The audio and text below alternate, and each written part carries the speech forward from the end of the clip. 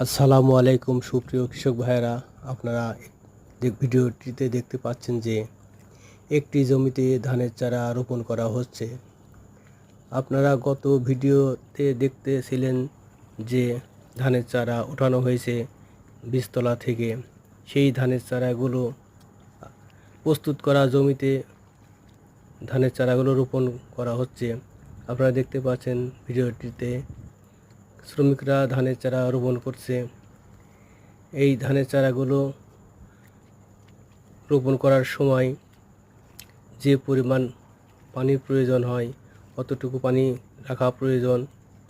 আপনারা দেখতে পাচ্ছেন যে 2-1 ইঞ্চি পানি থাকলে যত সহজে ধানের চারাগুলো রোপণ করা হয় এবং ধানের চারাগুলো খুব দ্রুত বাড়ে এবং দ্রুত কুশি নেয় এবং শিকড়গুলো খুব দ্রুত মাটির সাথে আটকে ধরতে পারে এবং ধানগুলো খুব সতেজ হয়।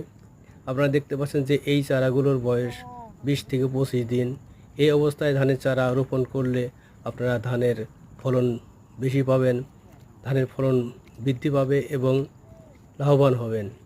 আপনারা আগামী ভিডিওটিতে দেখতে পাবেন যে এইসব জমিগুলোতে কেমনভাবে আগাছানাশক ব্যবহার করা হয় এবং আগাছানাশক ব্যবহার করার পর আবার নতুন করে সার প্রয়োগ করা হবে।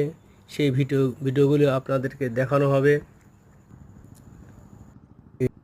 আপনারা এই ভিডিওগুলো যদি পছন্দ হয় আপনারা একটি সাবস্ক্রাইব করবেন, একটি লাইক দিবেন, কমেন্ট করবেন এবং আপনারা আমাদেরকে সাথে থাকুন। ধন্যবাদ।